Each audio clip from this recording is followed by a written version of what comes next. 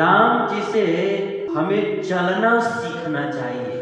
पूरे रामायण में वर्णन है कि भगवान श्री रामचंद्र जी जितनी बार भी चले हैं उतनी बार केवल दूसरों के हित के लिए चले हैं, दूसरों के खुशी के लिए चले हैं, दूसरों को प्रसन्न करने के लिए चले हैं, दूसरों के ऊपर उपकार करने के लिए चले हैं।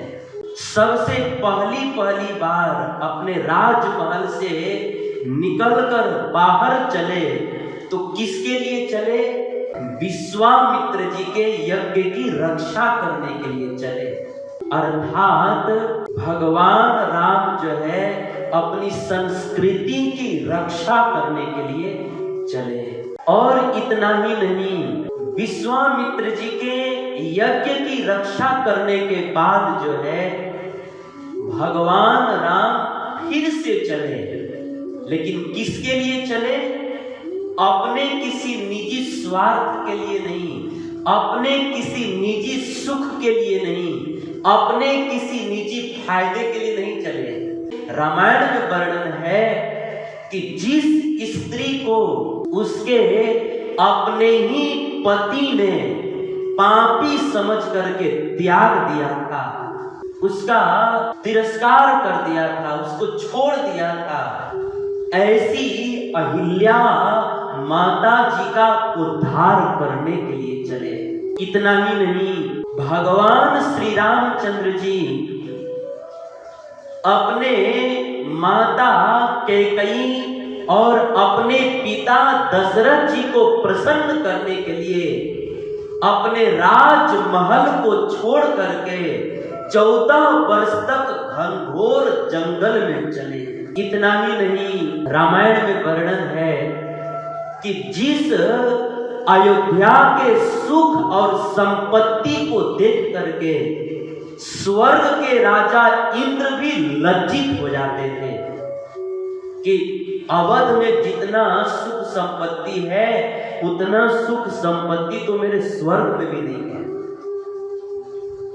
तो जिस अयोध्या के वैभव को देख करके स्वर्ग के राजा इंद्र भी लज्जित हो जाते थे, ऐसे अवध की सारी सुख और संपत्ति को छोड़ करके भगवान राम जो है कुटिया में रहने वाली माता सबरी के आश्रम में चले। इतना ही नहीं, जिस सुग्रीव को उसके अपने ही भाई ने मार मार करके उसको घर से निकाल दिया था, बाली ने सुग्रीव को मार करके घर से निकाल दिया था, उसका सारा धन छीन लिया था, यहां तक कि उसकी पत्नी को भी छीन लिया था। तो जिस सुग्रीव को अपने ही भाई बाली ने मार करके घर से निकाल दिया था, हमारे भगवान श्री रामचंद्र जी ऐसे सुग्रीव को अपने गले से लगाने के लिए चले। ऐसे तिरस्कृत सुग्रीव को भगवान राम जो है अपना मित्र बनाने के लिए चले, अपना दोस्त बनाने के लिए चले।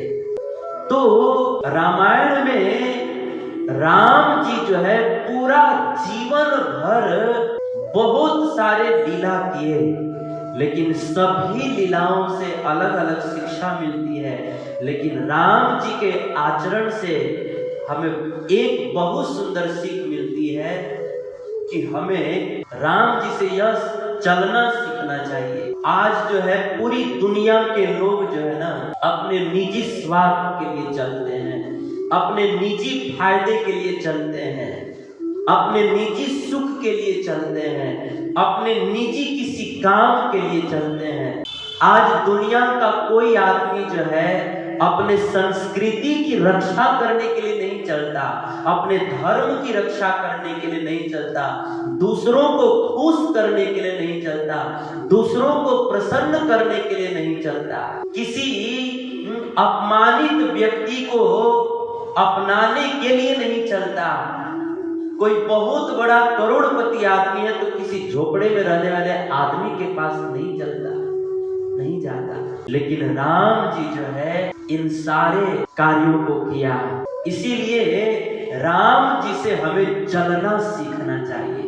और राम जी में सबसे बड़ा गुण यह है ना कि श्री राम जी कभी भी अपने मर्जी से नहीं चलते हैं। श्री राम जी जो है हमेशा संतों की मर्जी से चलते हैं और संतों के बताए हुए मार्ग पर ही चलते हैं। राम जी में सबसे बड़ा गुण है, रामायण में वर्णन है कि जिस भगवान राम के दृष्टि के इशारे मात्र से ये पूरी सृष्टि चलती है, वे भगवान राम जो है प्रयागराज में भरद्वाज जैसे संत से पूछते हैं कि हे नाथ, कृपा करके आप मुझे बताइए कि मैं किस मार्ग पर चलूं। जिस भगवान के दृष्टि के इशारे मात्र से पूरी सृष्टि चलती है, वे भगवान एक भरद्वाज जैसे संत से पूछते हैं कि आप मुझे बतलाइए कि मैं किस मार्ग पर चलूं।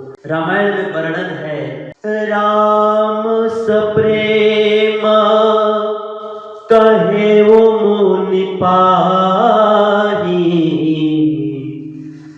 राम सप्रेम कहे वो मुनि पाही, नाथ कहिया हमके मग जाही, नाथ कहिया हमके मग जाई। राम जी भरद्वाज जी से पूछते हैं कि मैं किस मार्ग पर चलूं, और फिर भरद्वाज जी जैसा जो मार्ग बतलाते हैं राम जी उसी मार्ग पर चलते हैं।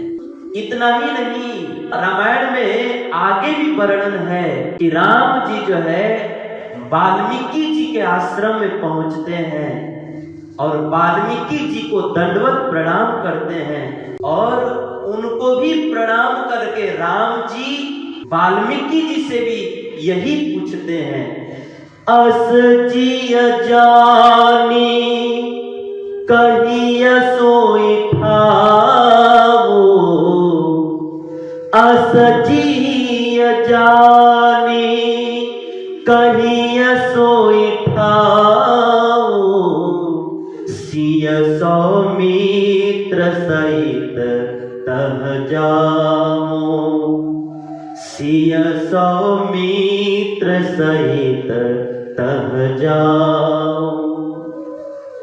राम जी वाल्मीकि जी से पूछते हैं कि हे भगवान, आप कृपा करके मुझे बतलाइए कि मैं किस मार्ग पर चलूं, आप मुझे बतलाइए।